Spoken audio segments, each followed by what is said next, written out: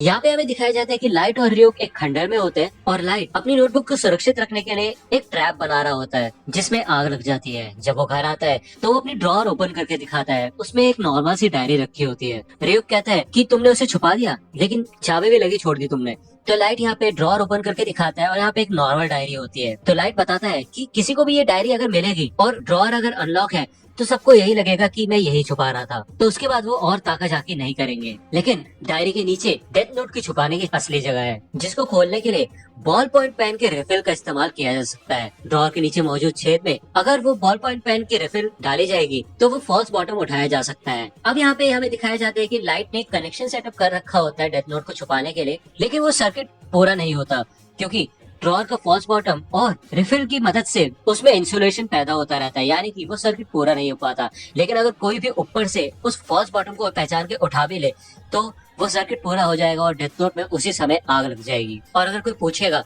तो मैं बोल दूंगा कि मैं अपनी असली डायरी छुपा रहा था और मैं नहीं चाहता था कि वो कोई पढ़े। और तुम तो समझ ही सकते हो, जेल जाने से अच्छा है कि थोड़ी सी आग ही झेल ली जाए। यहाँ पे हमें दिखाया जाता है कि और भी कई सारे क्रिमिनल्स हार्ट अटैक से मरते हैं और लोग लाइट को कीरा के नाम से जानने लग जाते हैं। लेकिन न्यूज रिपोर्ट्स में अभी भी अथॉरिटीज यही कहती है कि ये एक प्रकार का कोइंसिडेंस है और वो कीरा के होने को नहीं स्वीकारते। हमें दिखाया जाता है कि कीरा के लिए कई फैन वेबसाइट्स भी बनने लग जाती है जो कि कीरा को सपोर्ट करती है। लाइट बताता है कि भले आप किसी बच्चे से पूछेंगे कि अगर कोई बुरा इंसान है तो उसे मारना सही रहेगा तो वो मना ही करेंगे। ऐसी पब्लिक में भी लोग पब्लिक के हिसाब से ही एक्ट करते हैं, लेकिन इंटरनेट पे जहाँ पे वो अपनी पहचान छुपा सकते हैं वो अपनी दिल की बात कह सकते हैं। तो इसलिए जिन लोगों ने कोई भी बुरा काम नहीं किया है वो कीरा के साथ है और जिन्होंने कुछ भी बुरा काम किया है वो डर डर के जी रहे हैं। दुनिया को ऐसा ही होना चाहिए। लेकिन तभी आईसीपीओ की तरफ से एक वर्ल्ड वाइड ब्रॉडकास्ट होता है टेलीविजन पे और यहाँ पे सूट में एक आदमी होता है जिसका नाम होता है लिंड एल टेलर, जो कि है एल। तो यहाँ पे एल सामने आ जाता है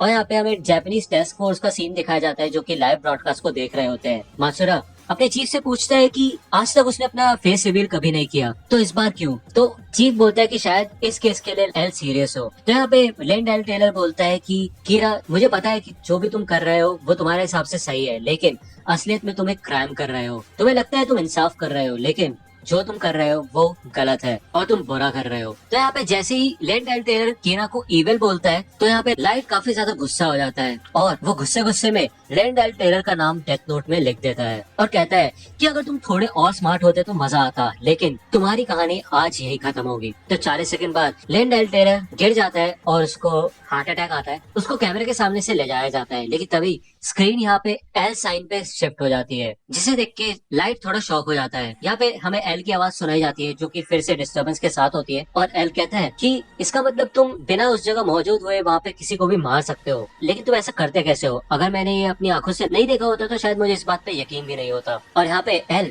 लाइट को चैलेंज करता है कि अब मुझे मार के दिखाओ। तो यहाँ पे लाइव ब्रॉडकास्ट चल रहा होता है तो लोग भी कहते हैं कि ये तो कीरा वर्सेस एल हो रहा है और ये एक लाइव मर्डर चल रहा है। लोग कीरा को कहते हैं मार दो कीरा, लेकिन यहाँ पे क्योंकि लाइट बिना किसी नाम और चेहरे के नहीं मार सकता तो वो बस खड़ा होकर देखता रहता है। तो यहाँ पे एल कहता है कि तुमने तो मेरे को काफी अच्छा हिंट दे दिया, तो अब मैं तुम्हें एक बात बताता हूँ। भले हमने प्रोग्राम की शुरुआत में कहा था कि ये वर्ल्ड वाइड ब्रॉडकास्ट है, लेकिन असलियत में ये ब्रॉडकास्ट सिर्फ जापान के कांटो रीजन में चल रहा है। और अब तुम सोचोगे कि मैंने इसी जगह को क्यों चुना, तो तुम्हारा पता लगाने के लिए मैंने तुम्हारे फर्स्ट विक्टिम को पहचान लिया जिसको तुमने डे केयर में अपना निशाना बनाया था। और तुम्हारा लक अच्छा है कि तुम कांटो रीजन में रहते हो क्योंकि यहाँ की पॉपुलेशन सच में बहुत ज्यादा है। इस वजह से तुम्हें ढूंढना थोड़ा मुश्किल हो सकता है, लेकिन कोई बात नहीं, मैं तुम्हें पकड़ लूंगा और तुम्हें सजा दूंगा। फिर उसके बाद तुम मुझे मिलके बता सकते हो कि तुम ये सारे मर्डर्स कैसे कर रहे हो। और यहाँ पे ब्रॉडकास्ट ऑफ हो जाता है और पुलिस काफी ज्यादा खुश हो जाती है और मोटिवेट हो जाती है कि एल सच में काफी कमाल का है। यहाँ पे लाइट अपने शौक से उभरता है और लाइट और एल दोनों एक साथ बोलते हैं कि तुम जहाँ कहीं भी छुप के बैठे हो मैं तुम्हें ढूंढ के निकालूंगा और तुम्हें खत्म कर दूंगा। और वो दोनों अपने आप को ही कहते हैं कि हम ही है इंसाफ।